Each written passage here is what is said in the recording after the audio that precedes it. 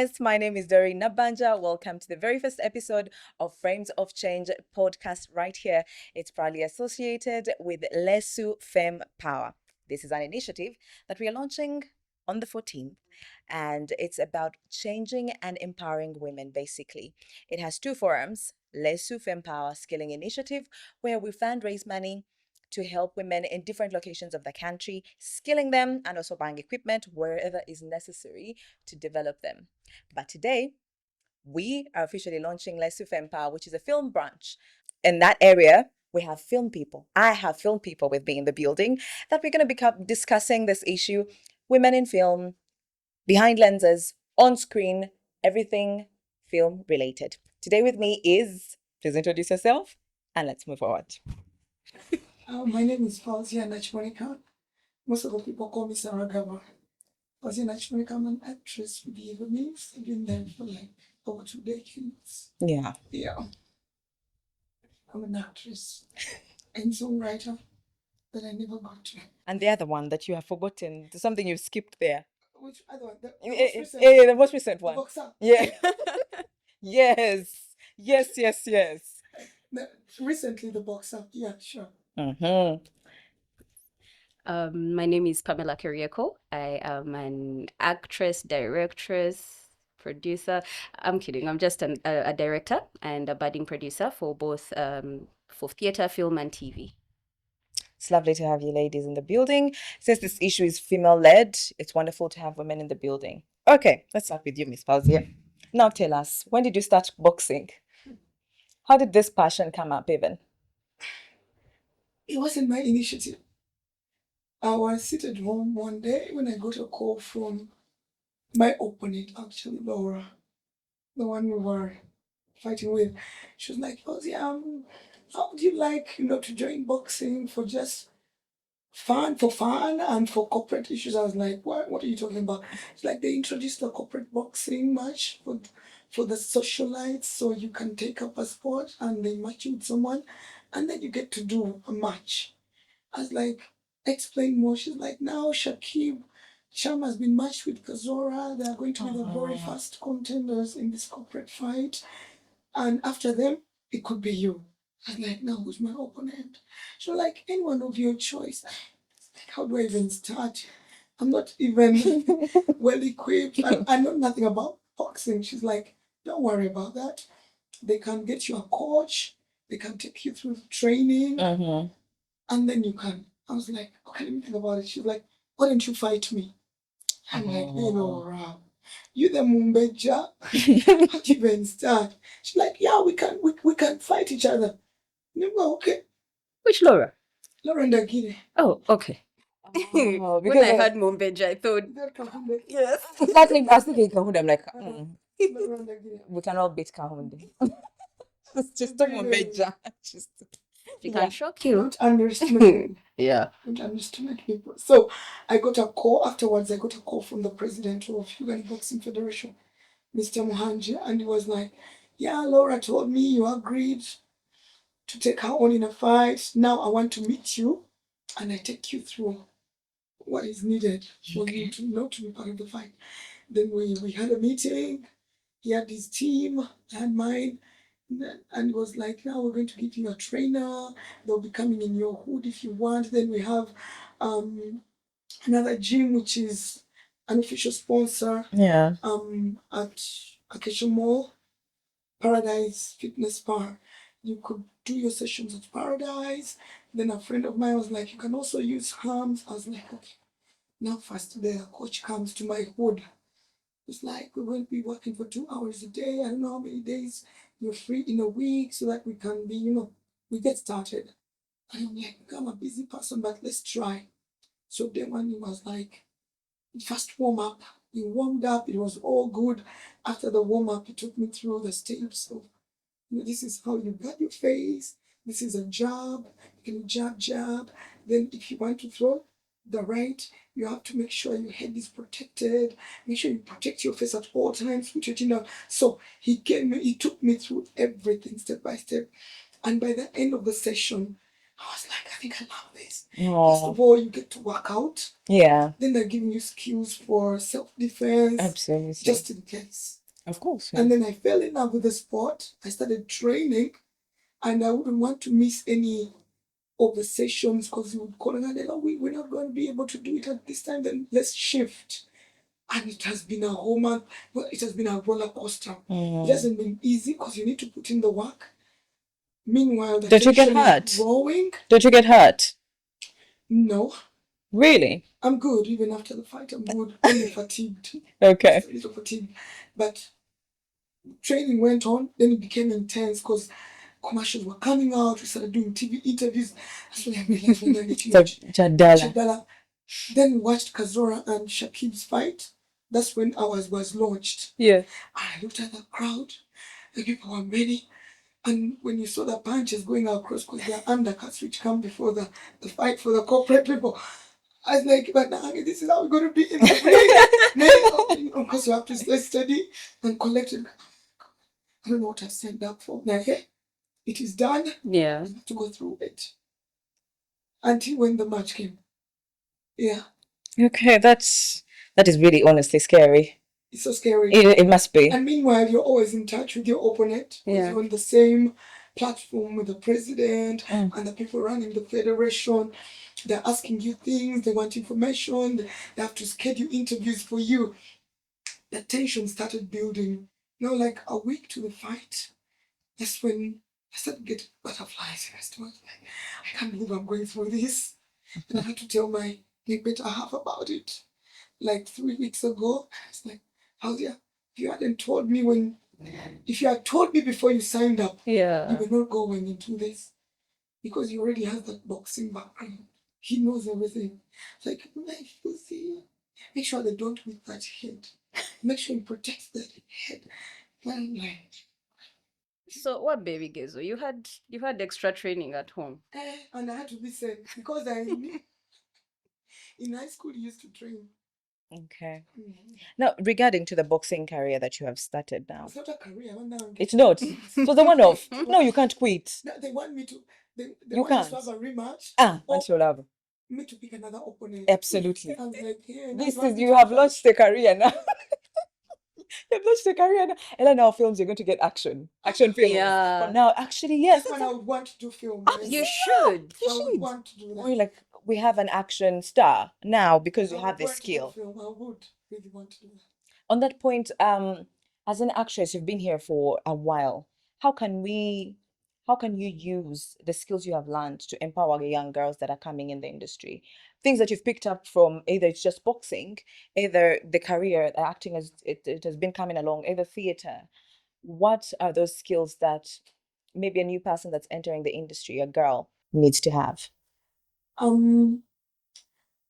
I wouldn't pick on particular skills, but I would want to tell them that if you have an opportunity of learning something, be it on set, if you could be able to have access to a camera and you tell the cameraman during the break to teach you how the camera operates. Because me at my workplace, VCO Studios, I've seen so many people have become senior camera people when they didn't even go to college or to study camera anywhere. But because they have the passion, they take it upon themselves to learn at work. It doesn't take someone to have money to learn a skill. It takes you being in a space where there are creatives or people doing things.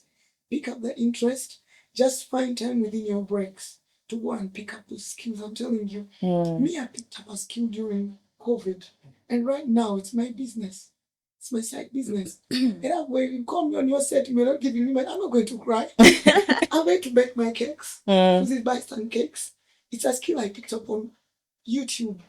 During COVID, now we're doing nothing. People are saying, come to Yambe. I went on YouTube. I'm like, I have all this time. What am I doing with it? Yeah. So not just I acting. started my business. Now I bake cakes for occasions and all that. Oh, wow. And as you're waiting to pay money into and enroll into a college, people are already doing things, online. Yeah. It takes you that.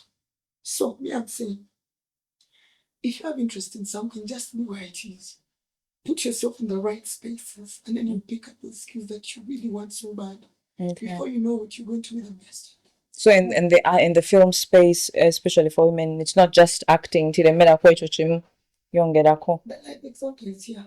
For America, she has taken herself to college to learn most of those things that she's doing. She's a director. Yeah. But I'm very sure our boss did not do directing courses. JWK, he didn't. He just has the passion. Be in the right spaces. I'm telling you, you'll be doing tremendous things. Okay. Now, she's a director, producer, all those things. Yeah. Passing over to Pamela again. In the directing spaces, what challenges do you think are unique to female directors that aren't unique to male directors? Sensitivity.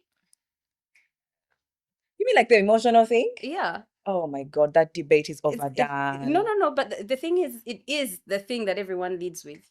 Like as a woman director, when you make a certain decision, the very first thing, especially for male counterparts, is you're making an emotional decision. You're just being sensitive. Be rational. You know, that kind of thing. That is majorly it. Because ultimately, when you do sit down, when it comes to the creativity of things, I lead with one mantra: justify. Everything that you choose to do, justify. That comes from my background as an actress. If you're making a choice or a decision as an actress, what is the reason behind it? So that is what I took into my directing as well. Justify why you're doing this. Now, it is very helpful that we live in an environment, or rather we work in an environment where a lot of people don't have reasons behind the things that they are doing. Yeah, a guy wants to give you this shot. It's a very beautiful shot. Doesn't love a reason? Yeah, and I'm saying I get it. It's a beautiful shot. I understand. I'm laughing at my reason. But what is it adding to the story? You understand? I understand, but can we first get these ones which are going to tell my story, and then we can get to that one if we still have time. You understand? If you meet someone who is you're going to end up clashing with, chances are they'll say, no, she just doesn't want to take my ideas. Even if you actually took the idea. By the way, even if that shot shows up in the edit. So I think the major issue really has been sensitivity, even from fellow women, by the way. So. Yeah. Do you think it's true, or it's just a fighting mechanism? I'll say half and half. There's that time of the month, Yeah. Here we go, that God ordained, and it's not going to change for anyone, and it doesn't matter whether you are Viola Davis or you're Shonda Rhimes or Pamela Keryeko or Fauzia. It's going to happen to you, period, and it's not going to ask for permission. It's going to just happen, Now the thing comes down to how are you dealing with it. Personally, I had a very good assistant director. He was Diogo. He was like my go-to.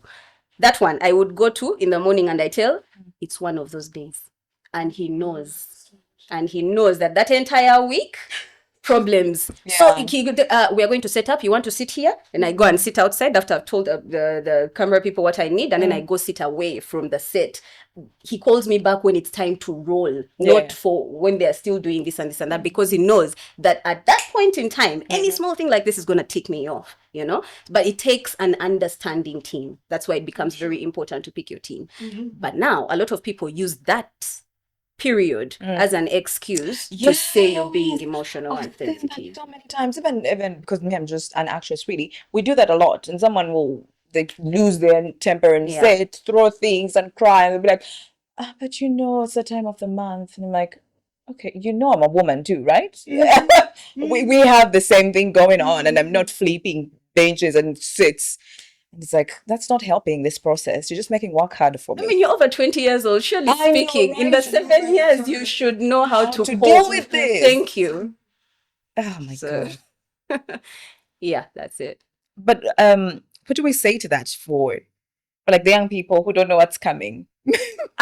Sometimes it even takes someone to let you know. Me, I didn't know, by the way. When I was still younger, I didn't know that I would get a bad temper during that period of the month. Yeah. Then it was even an opposite scene. Usually is. Yes. Which is very surprising. I don't think so. I don't think That's when I realized, I'm like, I be snapping at people, doing all sorts of things. Then I started controlling it. controlling myself because I would lash out at people. Now I started controlling it. If I knew it was that time of the month, I'd try as much as I could to contain it. Yeah. Yeah. And I always say that on set, if you're looking for things to piss you off, set has so many. Yeah, I you'll find always it. look, you'll find there's so many, always just find. Someone who's so patient. Yeah. Unfair. Do you think that's a quality filmmakers need, especially women filmmakers? Even the male, because there's some people you really can't work with. Yeah. You know, it's like they can't tolerate nonsense. They don't have that patience. You know, Yeah. the moment you give them what they don't want, they're going to back at you. And for me, the moment you back at me, I'm done. Yeah. Most of us. Me, Yeah. explain to me what you want, because I never want to give people a hard time on Yes. set. I never want to put off directors because they wouldn't want to work with you the next time. Yeah. So I try to stay as contained as much as possible. So tell me what you want. I will listen. But then you can't back at me. Yeah. Yeah. I snap easily and I give up so easily. Yeah. Honestly, yes, I think that's true. Understanding people, I think, if you're going to be a leader, whatever way. Yeah. What are the misconceptions about women in TV spaces that really aren't true? Being a director, I've been an actress for a while, of course, like clearly between the both of you, I am nothing. I'm just like on the rise. I know. Like, You're the future. not anymore. We have She's trying to run away. we have so many coming. Just to come back up. We have so many. But like, how long have you been acting, Pamela? I started acting when I was 14 years old. Okay. Yeah. Wow. So professionally, I would say I got my big break when I was 2010. How old was I? I don't want you to say the age. You just say I've been acting for like 5 years. Yeah, my big break was the hostel. So yeah, I've given it out. No, we don't It's know. all We right. can't. They're always trying to- Actually, yeah. So misconceptions interruption from people is they think what you act is Who you are. Yeah. Yeah, misconception. From villain to villain, I understand. And we enjoy those roles. We do. Oh, They do. But they're also kind of really tricky to pull off. It's your cup of tea, man. I think being the good girl is going to be harder. I'm not going to lie. Yeah. And then, like convincingly evil, Mm-hmm. I find it very, very But hard we to are the pull off. sweetest in real life. Not so- Yes. We are kind, Give me 5. we're generous. So you always want to do that other side that is not you. Yeah. Yeah. Why? Very true. I think it's a psychological thing. What I have seen a lot of with a lot of actors, it is very hard for an actor to pull off a role believably that is very much them, like them as a person. It's a lot harder for them to pull off a role that is very similar to their character, but it's a lot easier for them to pull off a role that is very different from them, especially when they're polar opposites. I think it's just that thing about people not leaning into their dark side, if I can call it that. Okay. Yeah, we all have one, but then I guess people need an excuse to tap into into. it. Yeah. So Like, I oh think wait, it's a that's it. role. I don't know. I found acting villainous roles a It bit. makes you be whoever you want to be. It's enjoyable, but definitely getting there to that point of being. It took something. It takes time. It takes time, and sometimes it takes a role, just one role, The right one. the right one, and you're there. How did you feel being Sarah Gava? That was one of the most stressful characters. Why? It was a goody, cry baby. Gava's done this, you cry. Then you go back to my man. It was one of the most. I loved Sarah. I don't know what you're talking about. You loved Sarah. We loved Sarah. I know. My entire household, my mom was rooting for her in everything. She was like, oh, she's dumb, but yeah. They were also really well cast, I'm not going to lie, because that particular pair, I have not felt a pair in the Ebonies It since was very the believable. days of the Nakaundes and whatnot. It was hard to get a pair that gelled that well, and I think the Gavas did that really well. I've been with Gava. Almost all the roles have been paired with him. So some people even end up thinking I'm his wife or something, because we've always acted alongside each other. Yeah, but Sarah was boring to me. Pamela, for you?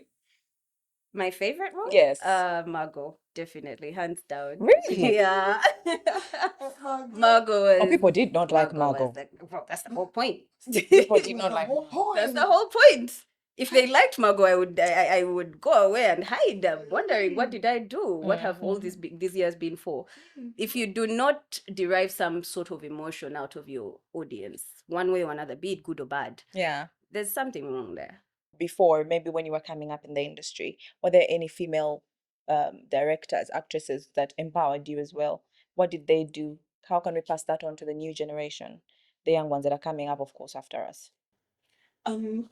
For me, of course, by the time I joined acting, there weren't so many places or schools where you could go and learn certain things. They were really limited.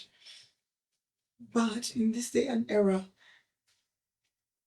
I'm seeing a lot of workshops going on, equipping filmmakers.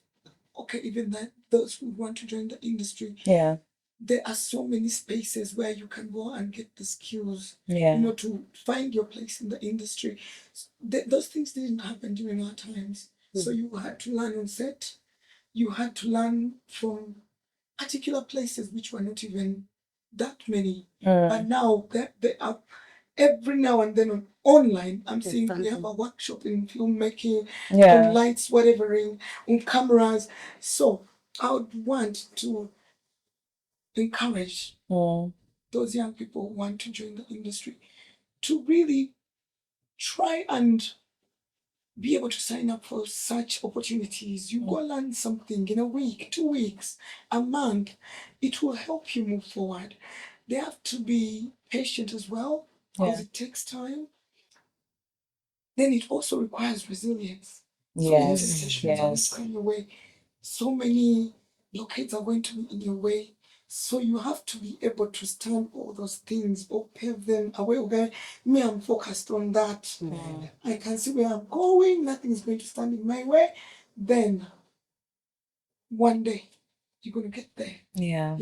And the other thing is, you should not be put down because you're a woman. Yeah. It's not a limitation anymore. We can do everything and anything. Yeah. We have our female directors. Set your director you go to Pamela said. you go to Doreen. Please, you're very welcome. Yes, but we found out female directors are much more lethal than the male ones. Depends. If you're going to say depends, I don't know. I've worked with male directors before. I mean, getting into my career in film, I was working specifically with male directors. It's in theater that I worked with female directors. Same. Yeah. And in that regard, in as far as lethal goes, yes, my female director in theater was very, very tough. I don't know about lethal because I'm the director I am because of her. But then again, I've worked with 3 female directors in theater, and all of them have different temperaments. So I think actors need to get away from the whole, but the other director is like this. And That's learn, that person. start afresh. Yeah, you need to look at directors as human beings, not directors, so and so. Like I had an incident with an actor who said to me, but other directors tell me, and I said to her, no, I don't care about what the other directors do. I care about what I do as a director. I have my process as a director. So that is how I deal, right? I talk to you about what I want from you, and then I will talk to my crew about what I expect to see from them. I don't expect you to be talking to my crew. That's I really don't. why do we do that? Because we lack the professionalism of the trade. A lot of us get into the industry out of either biganye kangende nange nkole film because it seems like it's easy, or you somehow land. There's so many beautiful girls who have ended up in film because they look really beautiful, right? Yeah. It's the same thing with guys. They have nice bodies, they look a certain type of way, the camera loves them, they get into film. There are very, very few people in this country specifically who have gotten into the industry out of that proper professional angle of they've gotten some training somewhere and whatnot. Yeah. And it's my mom loves this akacha mamamera thing. Oh yeah. Saying Kamenye kabumenyesi, right? Because the minute you get in with another mindset, Yes. and I meet you on your second or third project, you're gone. Yes. Yes. you're gone. So we are not going to work well together. Either you have to be very malleable, like you're willing to unlearn a lot of things that you have learned and take on other things, or we shall just agree to part ways. And now I have a nose for someone that I know I can't work with. Because you end up getting just so stressed, and I love to enjoy my work.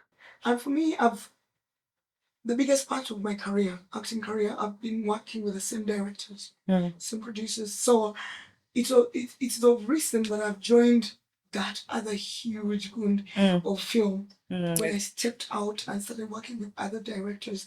But because I know in our space we've been handled a different way, a certain way. So when I step out there, I try to listen and learn. That is when unlearning and relearning comes in.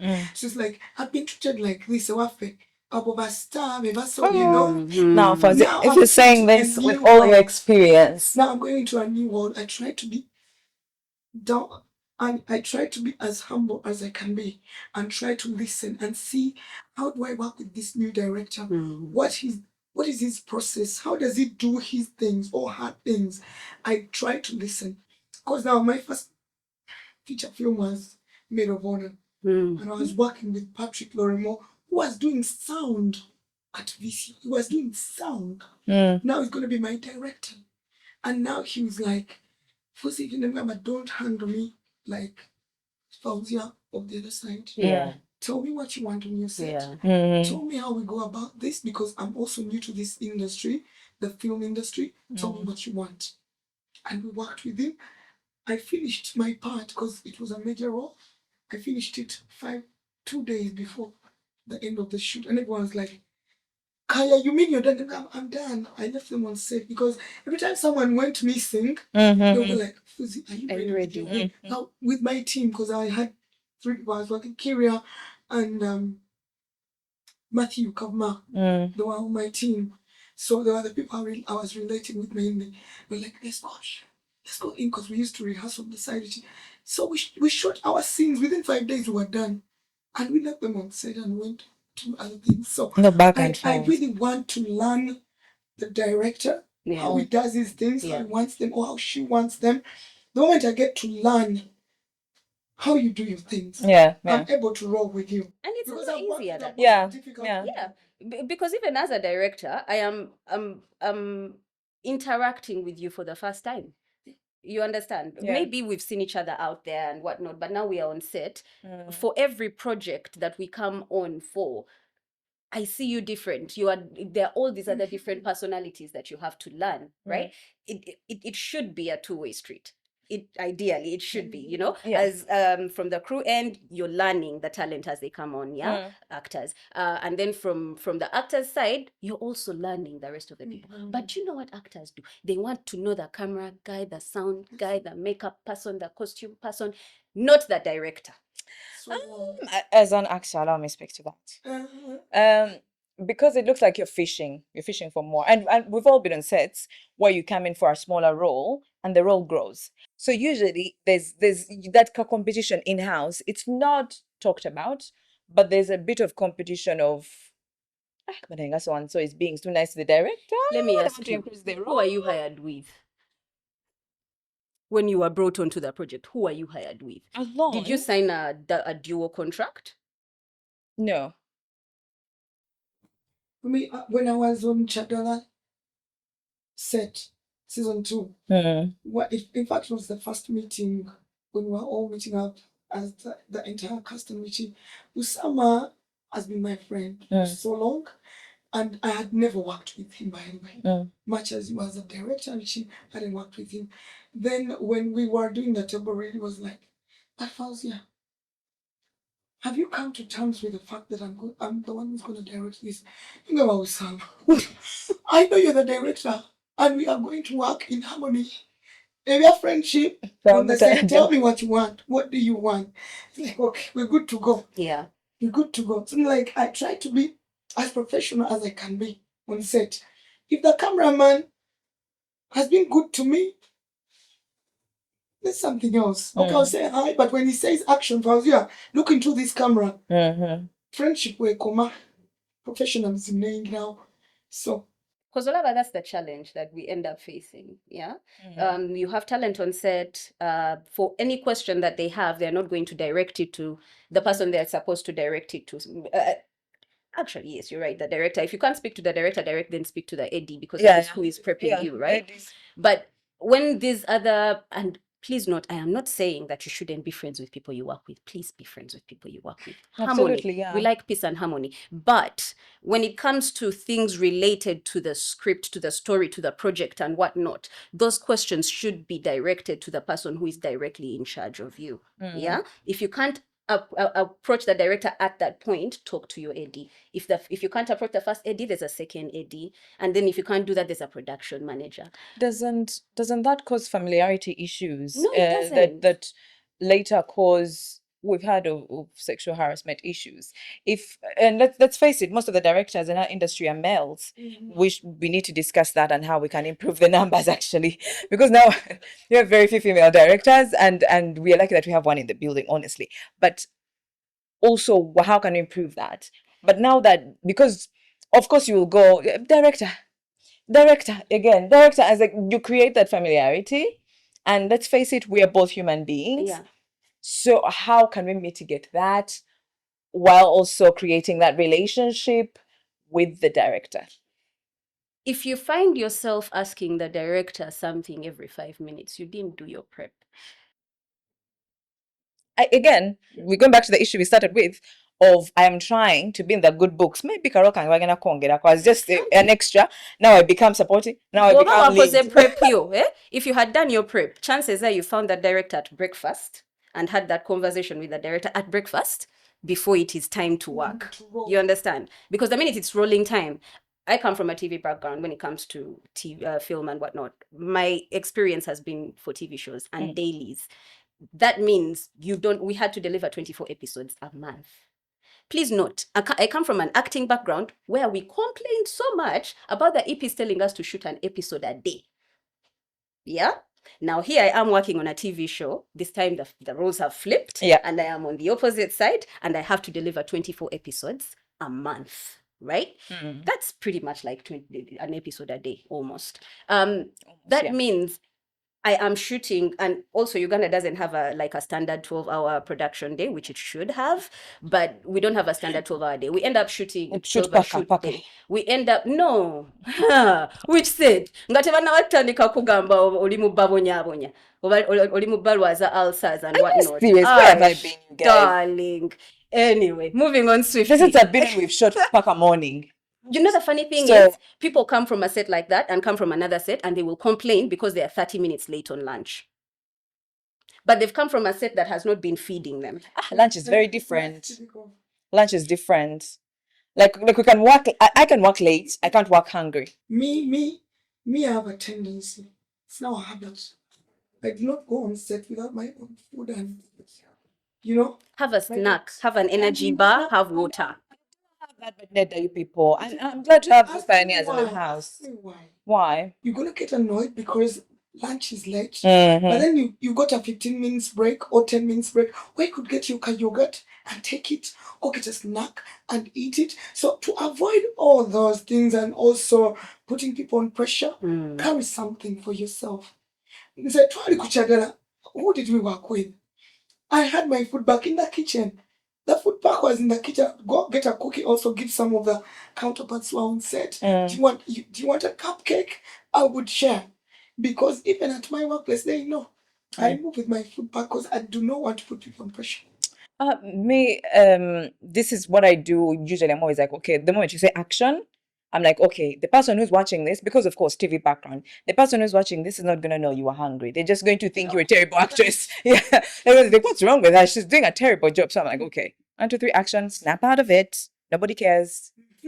Let's do this. Let's do this for the camera. And then after you go to the director, but really, yes. And a lot of the times we also feel it. We know what's happening, but you're going through the same thing. We're going through the same thing. But the thing is, you have to make a choice and say, do we have lunch now? Because let me tell you, from a production, you guys know this. After lunch, slow day. Yes. It becomes slow. So if you have 8 scenes to do, you want to ensure that you've done at least 5 in the before morning. you go for lunch. Before you go for lunch, period. You want to ensure that you've done that. Now the thing is, you've gotten to set at, let's say, 7. Yeah, that's call time. You're supposed to have breakfast at, between 7 and 8, Yeah. and then go into costume and makeup and whatnot, and then basically start the shoot day. So you're going to end up starting the shoot day at like 9. Yeah. 9:30, if you're lucky and someone hasn't come late, right? So you've started at 9. Wallahi, someone wants to break off at 1 and eat. Like, guys, seriously. And yet, a lot of the times, this comes down to the communication. I keep telling my Keep on eddies, Elsas. clear and concise. I hear you. But you see, ultimately, when we don't hit our targets and we are not paid, Still, you're going to be the same person. complaining you about understand, your you're going life. to need money to treat your ulcers and also to eat. You get? So there are all those things to consider. But I realize that a lot of the times actors don't look at the back end, the things that are happening behind We also the don't scenes. know. We honestly don't know a lot of the information. I have a lot of actors who actually ask. Like they come out and ask. Okay, because let me answer to that. Like that, even asking, like you have to know what you're asking. I think it's better if we have like a prep sesh and someone tells you, because how I entered the industry was just like an audition. Yeah. So there's really a lot you don't know. I think it's better to be like, okay, guys, if you come late, this is what happens, and we have to push for this, da da da. Okay. Doesn't I'm always serious. happen at the beginning. though. Yes, because if you don't say that information, then we should just be like, but you didn't tell us, Babichi, Doreen, and then we growl and like There's the an whole day. orientation day before a production starts, where all the rules are supposed to be stipulated. However, on your point, the Eddie is supposed to be able to communicate all changes to the crew, everybody, cast and crew alike. The assistant director should be able to communicate those changes. So maybe also on our end, we are not being forthcoming with that information. So for us, when we know, because the fact of the matter is we always know when we are going to stretch, and we always have those discussions.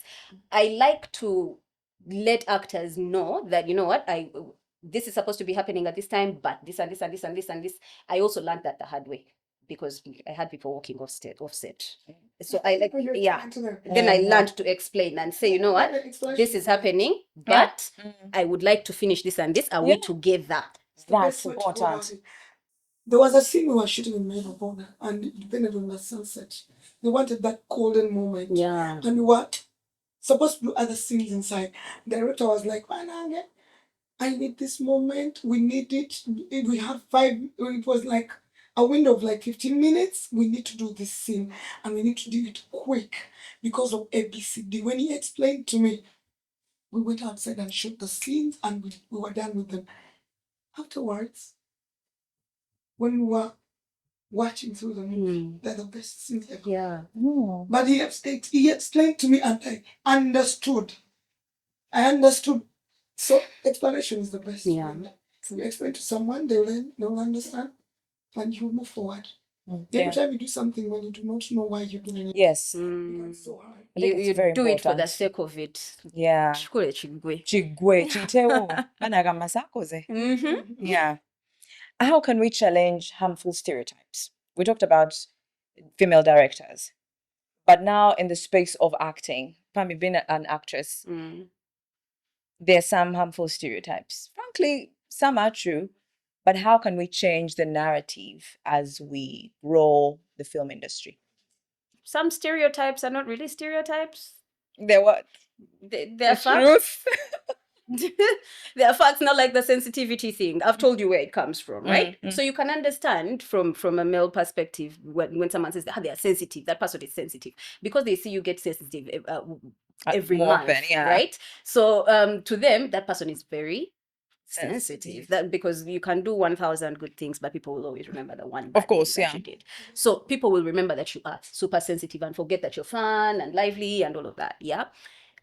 But then how do we deal with it? We've talked about, you learn how to cope. If you know, perhaps during this period, I need to be by myself. So have your headphones on.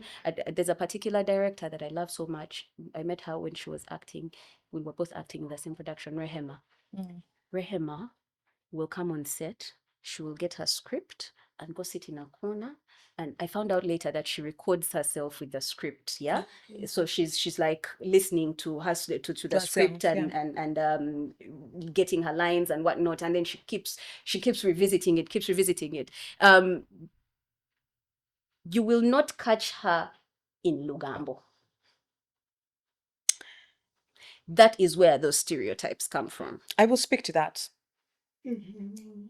So I was on a particular set, and that became an issue. We actually had to go in a meeting of like, why do you keep separating yourself from us? What's wrong? Do you think you're special? Do you think because you did this and you did that because you are special, trying to avoid us? And I was like, it's not about any of this, you guys. I'm doing this, but of course nobody could believe that. And then that kind of transforms into the acting environment. I don't know if you guys have seen this. It transforms in the acting environment where people are like acting with you, but they're very snappy with you. Because, oh, you think you're special because you're going to go and sit in a corner. It's okay. You bring the energy, I bring it back. Yes. We stick to the script. There's something they always ask me, like, you're coming from home, you've been troubled from home, you come with your baggage from how do you switch to getting into the role and doing it so well. Like, we should learn to differentiate and we should learn to switch or psych up. If I'm here having a conversation with you and I know my role, I'm about to go on set in 30 and I excuse myself, I go try to psych up for my role. Let me be. Yeah. You don't have to be in Lugambo all the time. Yeah. Me, I enjoy Lugambo with people. I enjoy the vibe. But when I decide to go to psych up for my role, I'm really going to get away from you. I'm going to sit somewhere unless you are a person who's going to help me go through my script. If that's not it, don't come near me. So we should learn to respect people. Yeah. People have different personalities.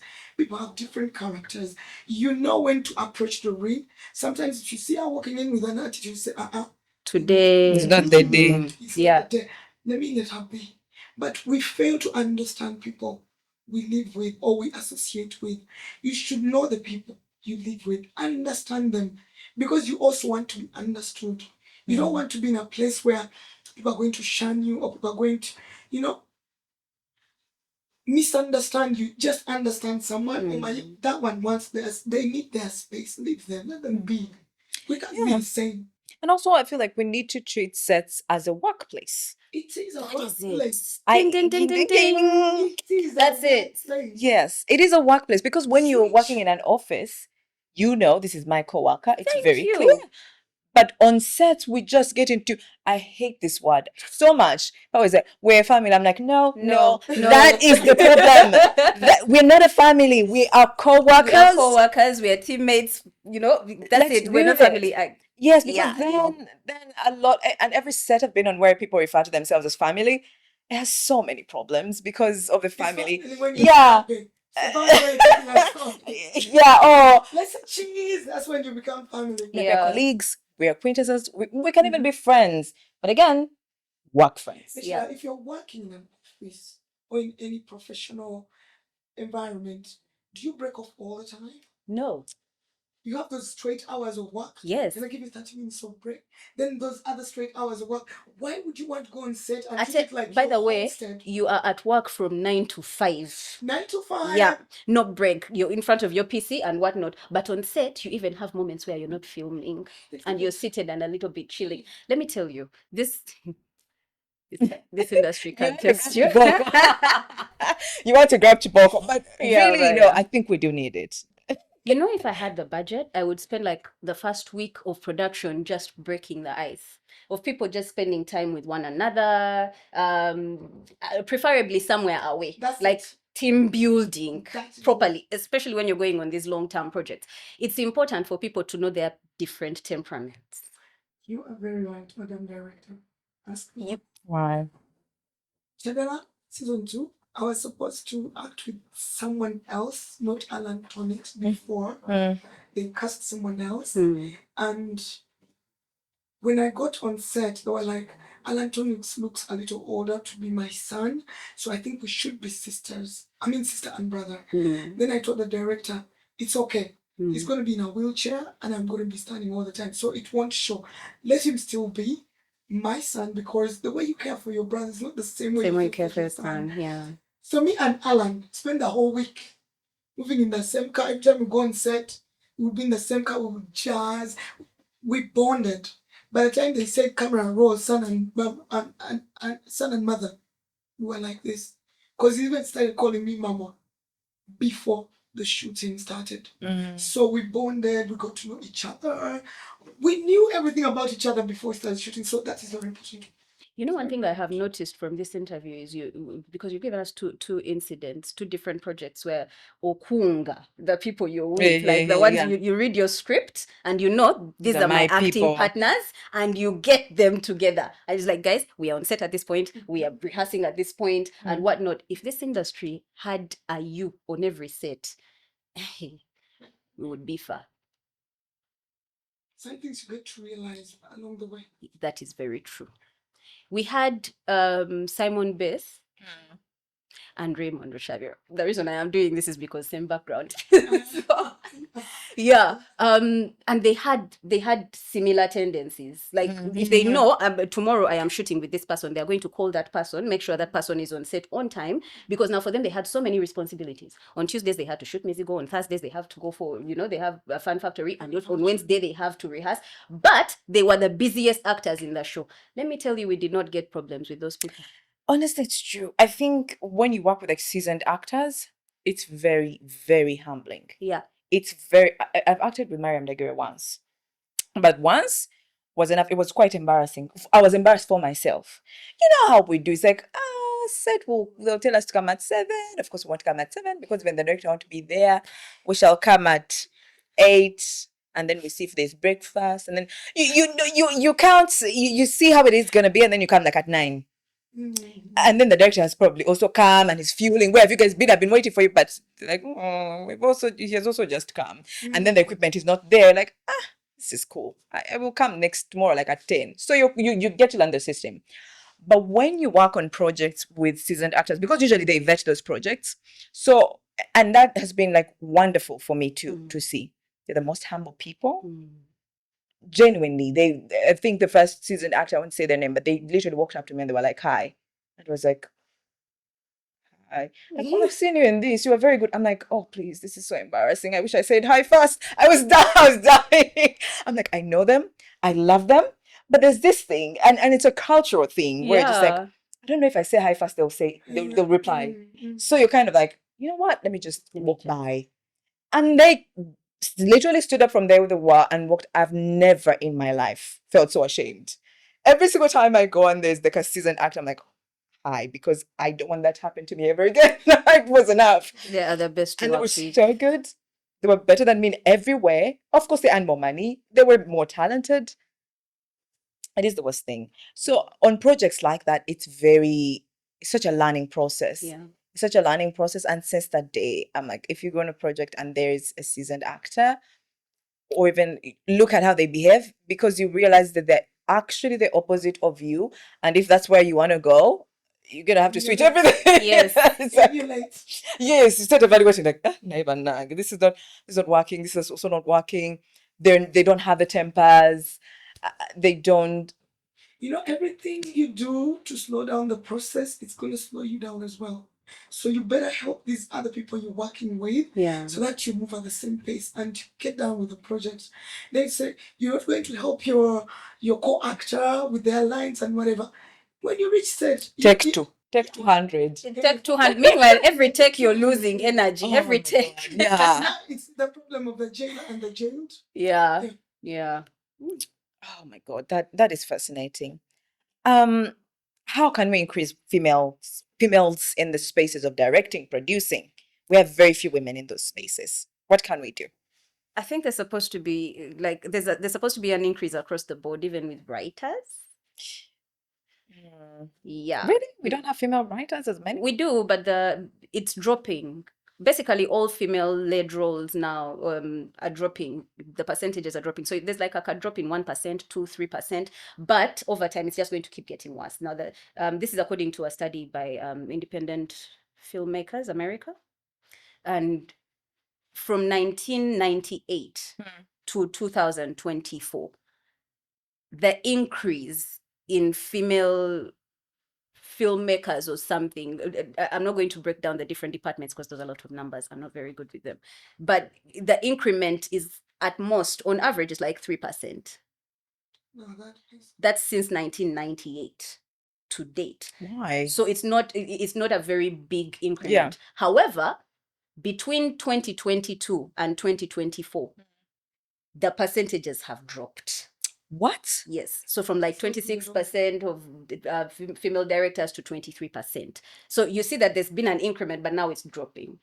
And that goes across the board from producers, directors, female lead roles or females in speaking roles. All of that basically. But then when you look at it, it comes down to if I have a majority of male writers, They're they are writing for going to themselves. write for Yeah. themselves. Perspective that a female will give to a role, if it's really a female role. You get Mhm. so the You can statistics tell. then become understandable because there are more males in the industry, thriving in the industry. There are less female. They're writing. The males are writing. The what males they are know. writing for the males. Hollywood no, they are writing for the male character. Yeah, and when So the you'll right. find that the lead, the major role, yes, you're supporting. So me, what I can say to females is, we have a story we want to tell about us. Yeah. Write that story. Find a female producer to produce it, or a female director, or, if we leave all of that to the males, then we're not. We're going to keep getting underrepresented. The disparity will just keep carrying on and on and on and on. And that's why Leesu is here, because then you can work with female. It's basically female oriented. It's female writers, female cinematographers, female photographers, female producers, female executive producers, by the way. Wow. All of that together, female actors bring their stories together. All right. That is quite saddening, actually. Do you think it's different when a woman writes a woman and when a male writer writes a woman? Absolutely. Different. Absolutely. Because you as a woman, I will understand your mental space, your psychological space a lot better than if a male wrote for you. A male writer might give you a better plot line based off of what they see on, women, how they see women behave or what they see women do. A male writer might give you a good plot line. But when it comes to the human side of that female character, chances are that the female writer will be better suited to write it. Yeah, sure. Because those nitty-gritty about us, the things that happen behind doors. Yeah. Like, there's certain things which cut across whether you're rich or poor, all social cycles. As Things long as which you're are a done, woman. as long as you're a woman, Yeah. we commonly do that. Yeah. It's like if I'm going to bed, I have to remove my lipstick, I have to remove my makeup. How do I do it? To put something on my head when I'm going to sleep, I have to go shower. There are those small things that we do in our bathrooms. And if you don't, then there's usually Something. Can we get a story for that? So the men wouldn't know all that. But if a female wrote that role, they would put in those things which describe women. The common things that we do as women, or how we behave as women. And for us, it won't be a thing. It'll be like, but I do this all the time. And the girl will be like, really? You take off your eyelashes every single time? It's like, Yeah. absolutely. But you see, it will resonate in you. Yeah. It will resonate. It will pick something up in you. You'll be like, man, but this chick wears a lot of makeup. Because you know the process. A guy is looking and is like, she's getting ready for bed. Because the screen is not going to show you the 1 hour it takes to do. You get. It's going to show you just a few minutes. Yeah. So now you the woman, you're like, but this chick wears a lot of makeup. Because you know now the eyelashes, how many wipes, what. Where people sleep with makeup, then we go like, Annie, makeup, right? Yes, and you So, can tell. You can tell. So if the writing was not good enough to show you why that person came and just fell in bed, if they were not just drunk or they broken hearted or what, you're like, I'm you get. The morning with makeup, There's I worked with an actress who was very she was very finicky about how she looks, yeah, and makeup. no, like she has to show up with makeup. We even had a whole, okay, now if you show up at work like this, how are you going to show up at an event? Because they would do a full-blown face bit, right? And this one time I just took both pictures, like one from a scene from a party and one from a scene from the office. And I asked her, does this look different? She didn't say anything, but she saw it. And from that point onwards, now the work makeup started reducing. Yeah. Because the first time when I had come at them and told them, I went to the makeup artist and I told them, change. Because I believed that is what I should do, right? And then the makeup artist tells you, no, the actress wants, you know. So then I realized I need to let the actress understand why this is this way. Now So- it happened to me. It happened to me at the boxing match because we've been showing up for TV interviews with makeup. Of course. Yeah. Now you're going into the ring. You don't have to have makeup. They have to put a lot of Vaseline and oil on your face. So I was like, okay, this is time for me to go bare, nothing and nothing at all on my face. And after being punched with all the sweat, you're gonna show up in the camera and you can interview. Yeah. So I was like, Fuzi, I have to do this. Yeah. Otherwise, I would have told them I need to wear maybe a Makeup, eyeliner, what? I didn't even bother putting makeup when I was leaving home. I went to my dressing room and I started putting oil only. And I had to do an interview and the whole world was watching your face. Yeah. In the ring, you're there, bare. Because you see the optics, the optics are very important. That vision never goes away. It never goes away. So if you're sending the wrong one, it's going to be a problem. If I can give an example of Eunice Chintu, Cleopatra, when we're working with her as Eunice Chintu, she was the sweetest woman ever. She's very much like Sarah Gava. She really is sweet. She's so Until the point where she killed Penny. When she killed that girl in the sauna, that was the point at which she changed. And I remembered that when we were shooting all her scenes past that point, we got away from the natural makeup. We went away from the natural makeup and said, you know what, we're gonna have a black smoky eye. And she looked evil from that point on. I was like, what happened to this woman? She used to be the sweetest woman ever. Everything about her changed. I realized. So the optics, I love the optics. Yeah, If they're not absolutely. right, if they're not right, something is wrong. Yeah, because you can feel it. You're not just watching it. You can just feel like something is wrong. People relate. All the Yes. time people are watching, they relate to situations. Yeah. And I used to freak out so much before I started venturing out and doing other projects outside. Like, how do I go and set without makeup? How do I do? Then when you get to see what is being done by the likes of Angelina Jolie's, Viola Davis. the woman king, she's going to be like a man if it need be. she's going to look a certain way if that's what it takes to bring out the role. Now I came to terms with it. I'm like, I'm ready to do any role. Yeah. In any way. You can transform me. You can transform me in any way you want, and we shall roll. Because people know how you look like in real life. And by the way, for me, when people see me in real life, they go like, you look much younger. You than do. on screen. Personally, So- that's my favorite. That's my favorite compliment. You look different from what you look Yeah. like on screen. That's my favorite compliment. To the director and tell him, what do you want? This is how I want you. Please, let's do that. Saga away was when first. If you had done what I told you, Yeah. you're going to murder this role. I don't want to hear such Yeah. statements. Like, what do you want me to do? This ABCD.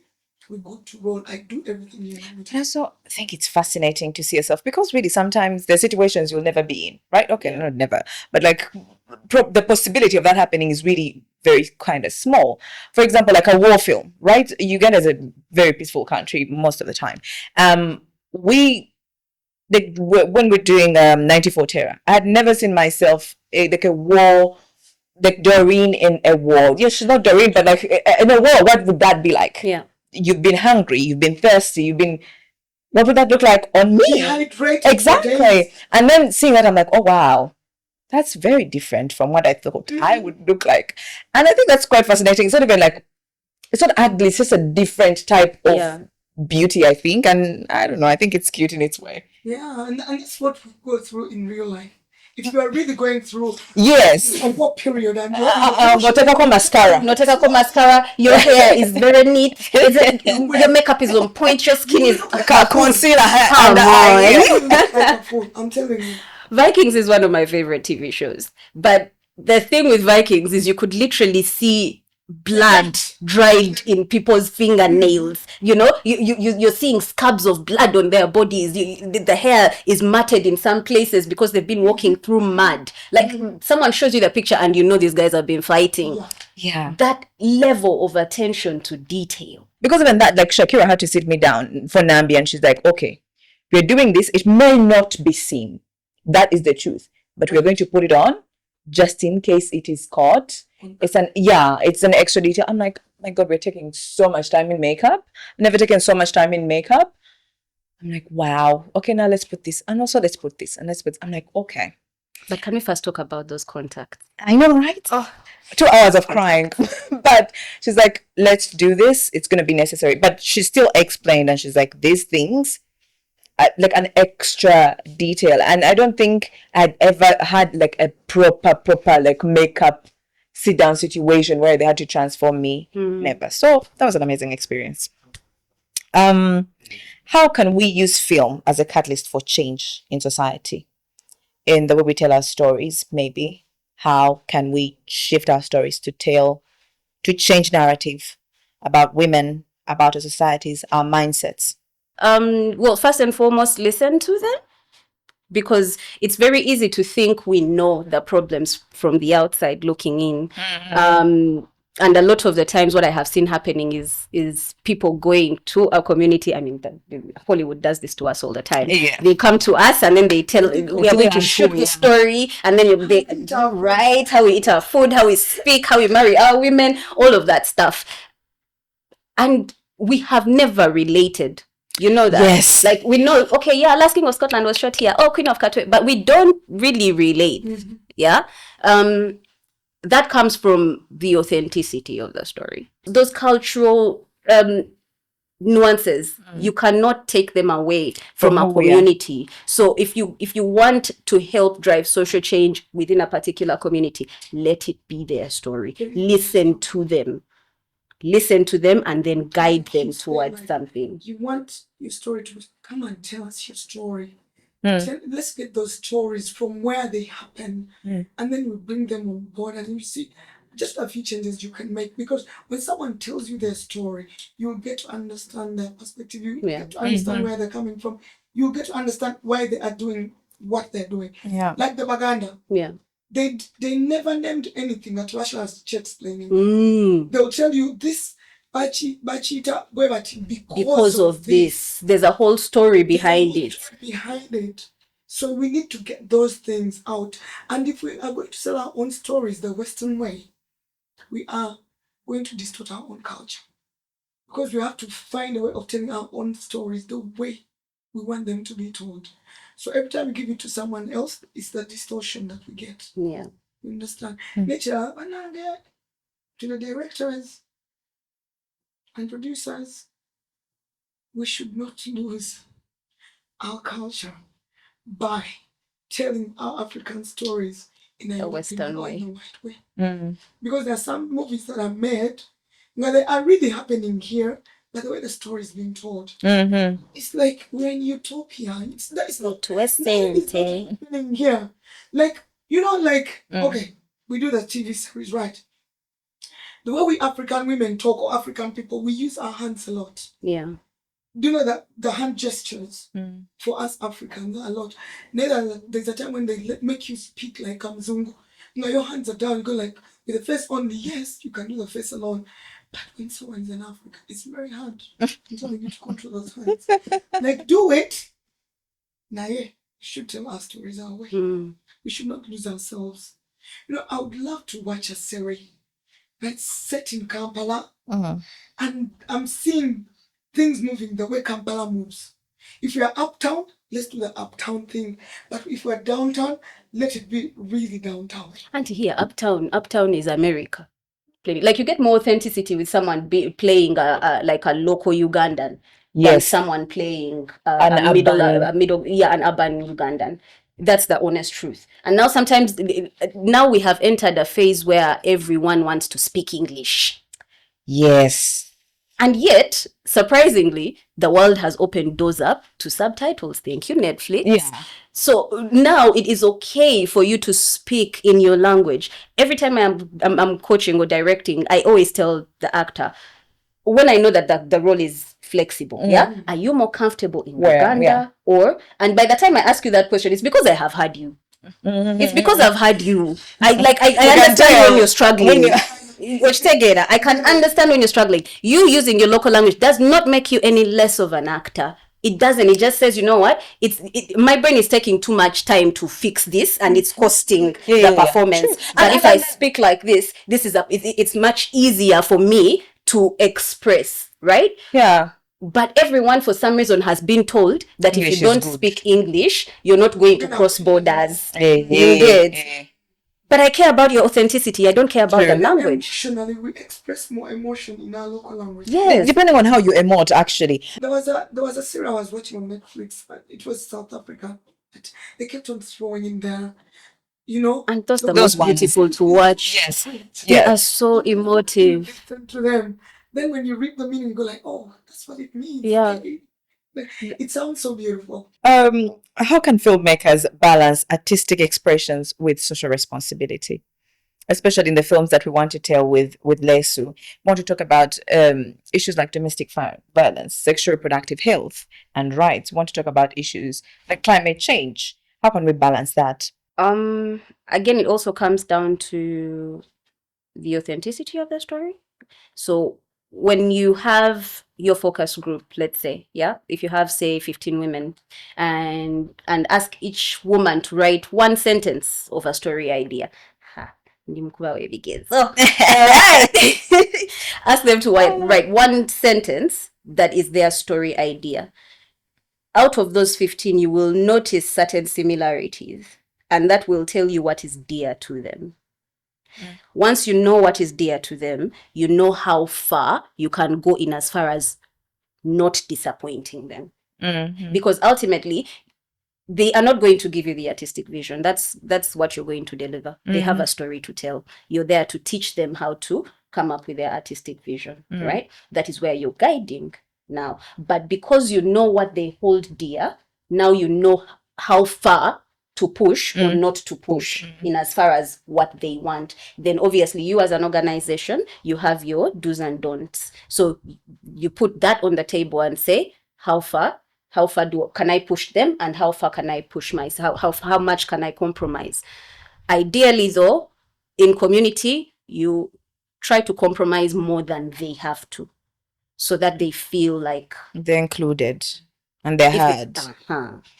Ultimately, that's all we want. We just want to be heard. How can we do that? This woman is born and raised in Uganda, and you can tell that some of the things, because you kind of have to go back and do your research most of the times, at least the industry where we're at right now, most of this work is not done for you. So when you go back, you start to realize that it doesn't match up with what you're given. Do I still have that responsibility to be authentic to this person I'm given, even though the creators are not kind of being authentic? So if you've been given a script and they haven't given your character a backstory, I'm going to go by your example. You were not given a character Bible. That is not very common in Uganda. Yes. So you've not been given... actually. Yes, but they're very few. And usually when you're like lead. But zigenda mu producer bafanda rather. But if you haven't been given a character Bible, but there's an entry point of your character into the story. What is the entry point of that character into the story? You base your research off of what the entry point of the character is. That way you won't go off on a tangent and create a whole different story. Because the script has guidelines. The script is like a blueprint, right? So even just like every story has a beginning, middle, end, even your character has that arc. So you know that my character's story starts here, at this point it's in the middle, at this point it has ended, right? So because you have that has been scripted for you, that now starts to inform your backstory. So if I have met Fauzia at Sauti Plus in Muyenga, and I am here for a podcast, that is the story, right? What is now what's my backstory? What are we here for together? First and foremost, we are here for a podcast. What's the podcast about? Women filmmakers. Okay, that means my character has something to do with film. Obviously, I'm female, so my character has something to do with film if I have been called for an interview. So you start backtracking like that. You start with what you know, and then you start to create your story backwards. And now the way you create the story backwards is also how whatever you are creating for yourself in your backstory, how does it tie back into that story? That's how you keep checking yourself to know that you're not veering off track. Director, I'd like to tell you that me, because I'll say like I'm a little bit new to this like professional film field because I've been with the Ebonies, we've been shooting our things the traditional way or in whatever way we've been shooting them. Now I come to this larger space and it's bigger. It has so many things that I don't know about that I would want to learn about. So for me, the moment I get my script and I read it, director. That's usually that's how it should go. How far should I do this? Yeah. How far should I go with this? How free is this character? Can I do this? Am I allowed to do this in this character? So when they give me their guidelines, I keep writing down like this is how free the character is. These are the things which limits the character, and I start working from within the confines of the character. Yeah. I never want to give the director what they wouldn't want to have. So that's why I always ask the director. We sit down and that's exactly what they want from my character and what I can add and what the do's and the don'ts. Anyway. Yeah. So it's the only way to go about it. And if I have an idea, or if I'm well versed with maybe like when you said a character is coming from Iganga. Me, if I've been in Iganga because I grew up in Ginger. So anything you're going to talk about the Basoga, I would know. You know. So I'll tell you, the Basogas. Don't do that. Yeah. They don't say they don't say it like that. They don't say it like because that. everything you give yourself in the backstory, you have to show us. Yeah. I said they don't say these words like this. You know what, you'll get away, but yeah. I got a character. It was in Checho. I was supposed to be a Munyankore woman. Yeah. I don't know Munyankore. But the guy who was on camera was a Munyankore and had that accent. He was. You just channeled him. He became my friend. That is so hard to do. My God. My friend. He was called Charles Smith. Every time we would be bashing him. He'd go like, Mr. Attendance at the Wanga.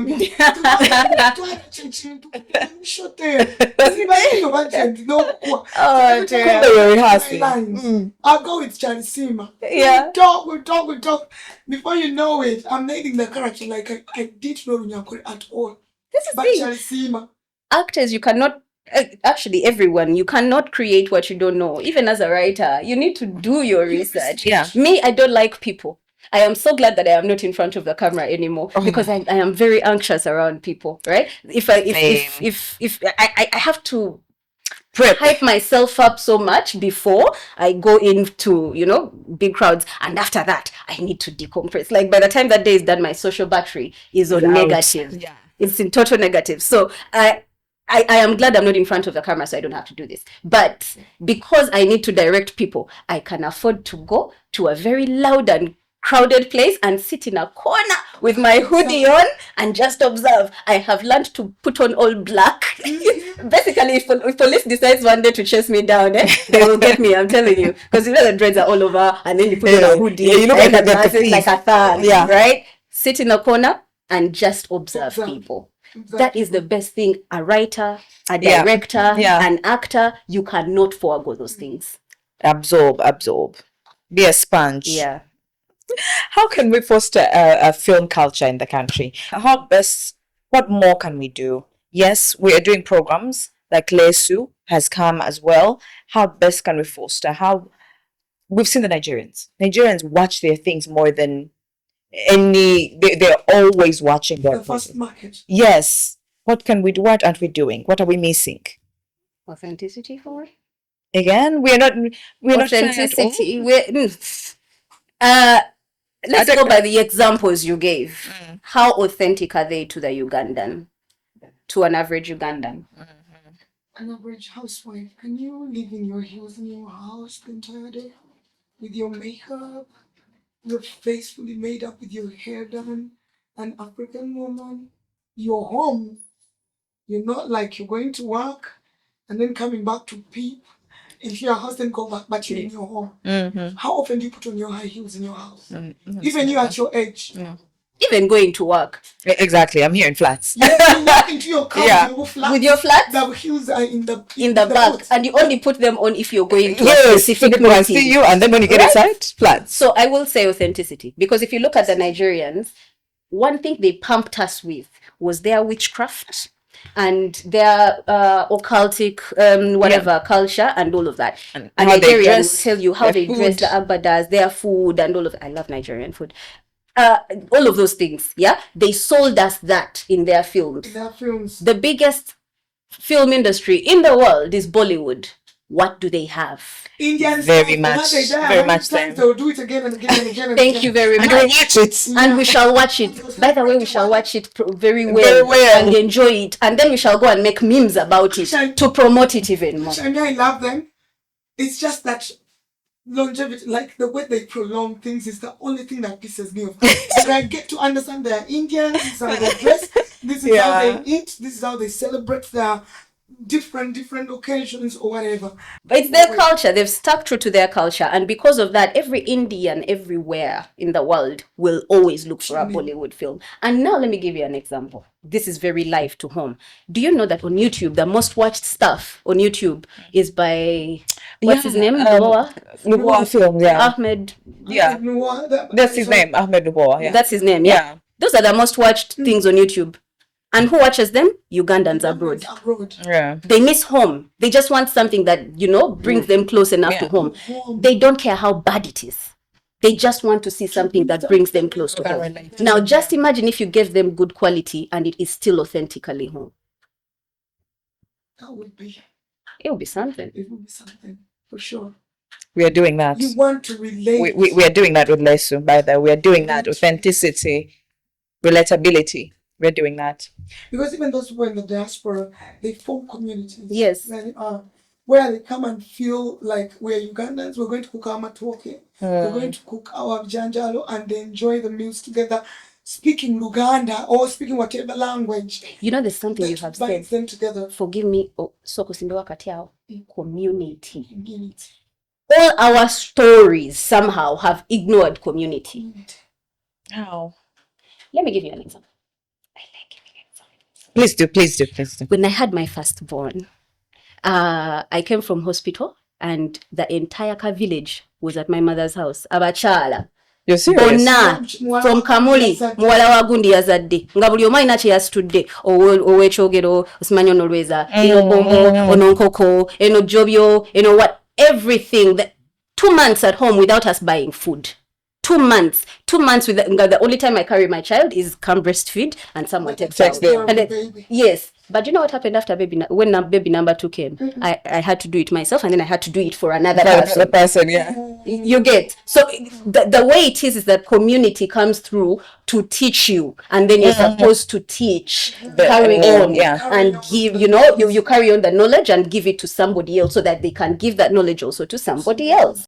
How can we use theatre in again changing societal narratives, talking about things like education, right? Because in TV we have seen it. Right now we have JDC, right? We're seeing children do what they do in schools and etc. But that's not very common in theatre, at least not on the space that we're seeing it on TV. Maybe, I'm not sure. Right now I think theatre is kind of compromised by TV a little bit. People are not going to theatre the way they used to.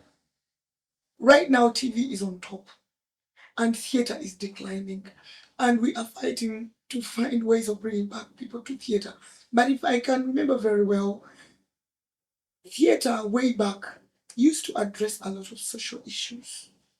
Even with the Ebonies, things used to happen in the country, and we used to write plays about the things which were happening in the country at that particular moment. But right now, I think because of the pressure of trying to cope and of trying to, keep up there, we are changing the way we're writing scripts for theatre, and we are just writing. But back in the day, most of the plays that were in the theatre were teaching people about something. A certain social aspect that they are trying to tackle at that particular moment. Maybe we need to revisit those days and see what is Cindy Kempel, Oliot. That one. Those things. Those days. people used to tackle the things which were affecting people in society. Can't we bring that on screen? You're doing it on screen, but we need to also redo it in theater so that maybe people go back to theater. I actually think it should be done more in theater than on screen.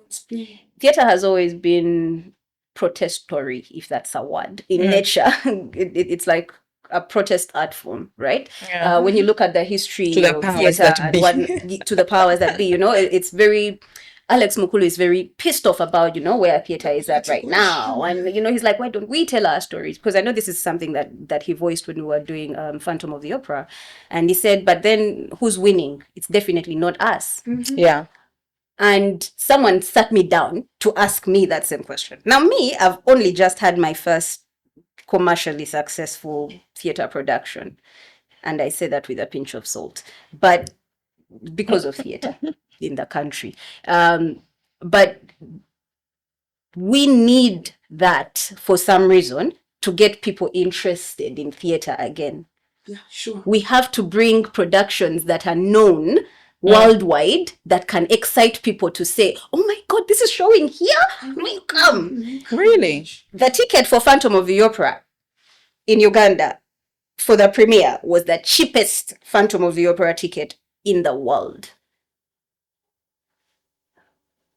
You understand where I'm coming from? This is for the premiere at Serena. This was 250,000, I think. That's what, like 250,000, less than $100. Less than $100. The cheapest ticket. I think we had some people who came in. I think they missed the show in Dubai or something, and they came here to catch it. Sorry, but but you see where I'm coming from. Yeah. We need to get people excited about coming back into theater, and then we can go back to telling those stories. Because theater, if you call the chant we were singing, Sing the Kempewo, was from Baka Imbira Drama Actors. That play was called Ndiwulira. It was called Ndiwulira. And I don't know who does not remember that particular chant, and they had gone for that production. But the play was about HIV. It was about HIV. But could we do that again and maybe do authentic stories about us? Yeah. It's really what we want. But knowing our landscape, you will get, you're going to announce a play. I have some friends putting up a play on the 27th, My People, something like that, at the National Theatre. And if on the same day someone announces Nkudi Festival, everyone will go to the Nkudi Festival. Do you understand? Like when you put the two together, someone will opt for the other thing because it seems more fun. Our audience wants to have fun.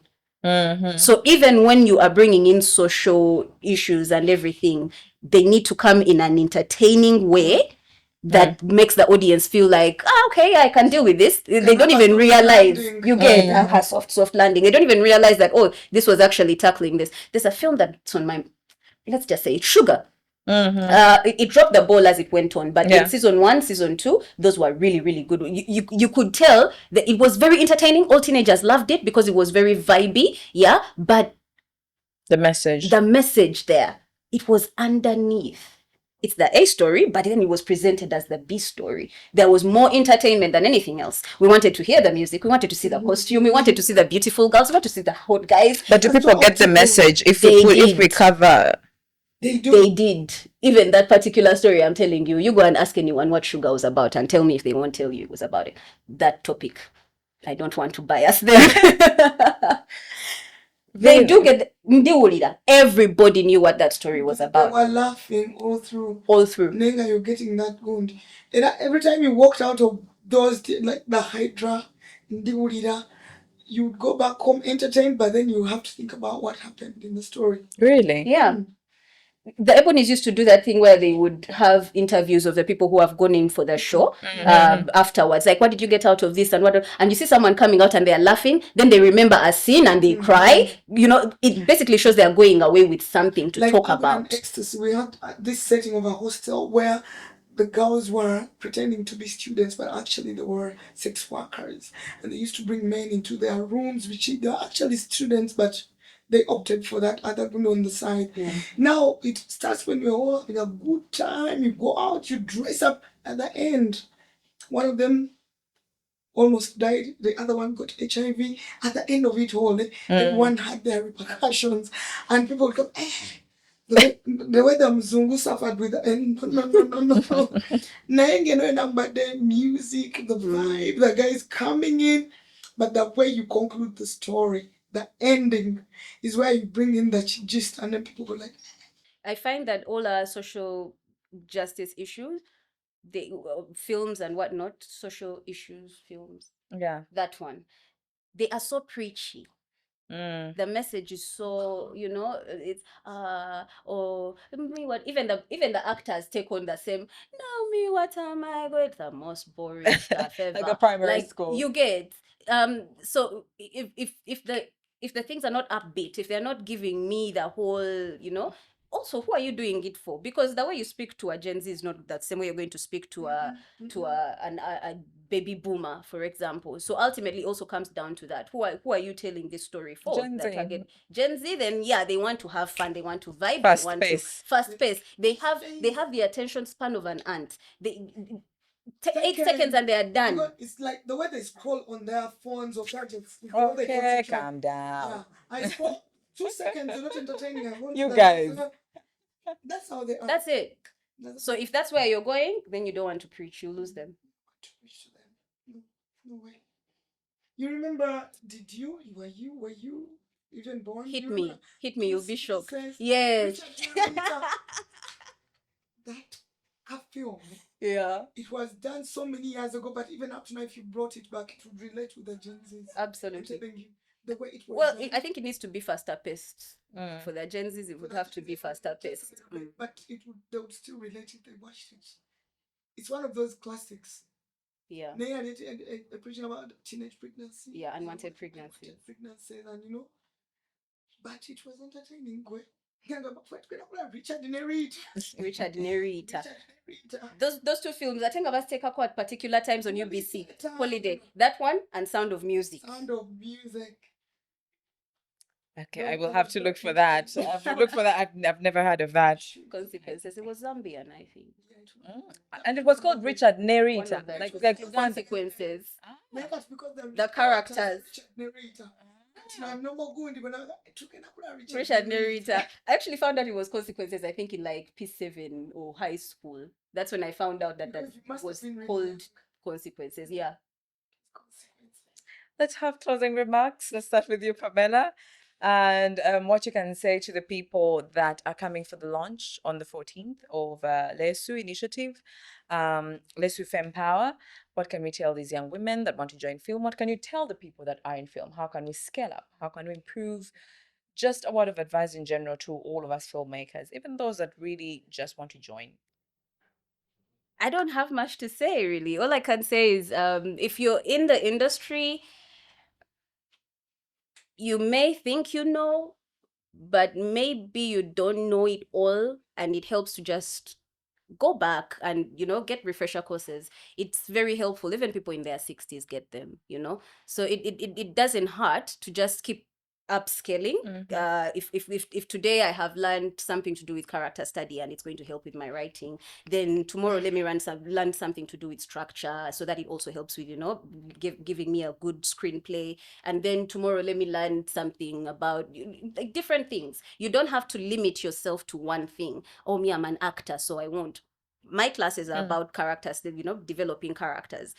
It's for actors, but it works, it cuts across for writers as well. You understand? So every time there's an opportunity, just go for it. Then if you're not in the industry, I expect you to be looking out for these opportunities, so you jump at any opportunity. There's a lot more now on the market, and there's a lot of free stuff, so I don't see any excuse for you not to jump on free workshops to just skill yourself up. So for the audience, I don't have much to say because I haven't failed you guys, and yet I really, really want to. So I'm hoping that you will be there for Leesu Fempower for the launch, and I'm looking forward to seeing more women in the industry at all levels. Yeah, at definitely. all levels. I'd like to say this to all the filmmakers. Let's tell our stories our way. let's not let foreigners tell our own stories, and let's give them what we want to see them tell. And for the actors and actresses right there, like she said, go for the workshops. They're free. I'm always seeing stuff happening online. There are so many workshops going on in any field in the film industry, whether it's directing or producing or acting. There are really so many platforms. And the other thing is, including me, let's start supporting our own. It begins with us going into the theaters. Because I was at the National Theatre and we were showing those films for free. The films made by Ugandans, made in Uganda, but Nango should get that love. We should learn loving our stuff. It's the way the Nigerian film industry grew. We should be the first audience to receive what is made in Uganda before other people can come and, watch the things for us. So let's develop the love for Ugandan stuff before other people. It's the only way we're going to grow this industry. And for the actors and actresses by now, okay, let's put in more power. Like she said, we're lacking more female writers. Let's have them on board. Let's do this thing. Let's do this thing. Yeah. It is ours and it's here to stay. Yeah. We just have to grow it. And we chose it. We're going to do it. I think it's also important that we perhaps develop a calendar, an arts calendar or something, so that we know, this season, this is happening, this is happening, this is happening. Because I'll give an example on the films that were showing at the National Theatre. Yes, they were free of charge, but there were so many film events going on at the same time. It doesn't help if you're having a workshop on the same day as Doreen is having a workshop, as Fauzia is having a workshop, and now we've packed this entire week, and then we are going to spend the next 3 weeks in the month totally doing nothing. But if there's a calendar and okay, so this week there's a workshop, there's an acting workshop on Tuesday.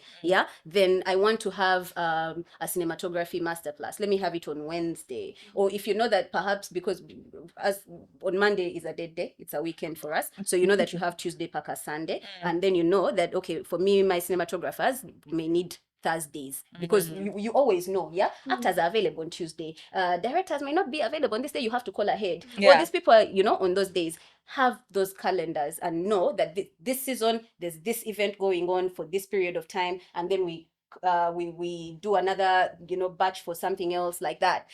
If the calendar comes out in a year and you have activities running from January to December, film related, even if it's one a month, even if it's 2 or 3, that way we can support each other to push each other, because you're not competing with one another, and then you are visible to the rest, to the audience, the public, basically. It's like, there's something in film going on every single time. The musicians do it very well.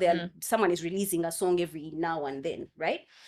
If we can get into the habit of pushing something every week, we are pushing something film, and it's a united voice. I think it's organization. Yes. Sure. We've come to the conclusion of this amazing podcast. There's so much that we have learned. Even I did not know, and I hope you enjoyed this as much as I did. Sitting with these ladies and all the experience they've gathered through the years, all the opinions they have, and information that we can use, that I can use in my career moving forward. I hope you are able to pick a thing or two from this conversation. My name is Doreen Nabbanja. I've been with Fauzia Nakiboneka and Pamela Keryeko, the director. Bye.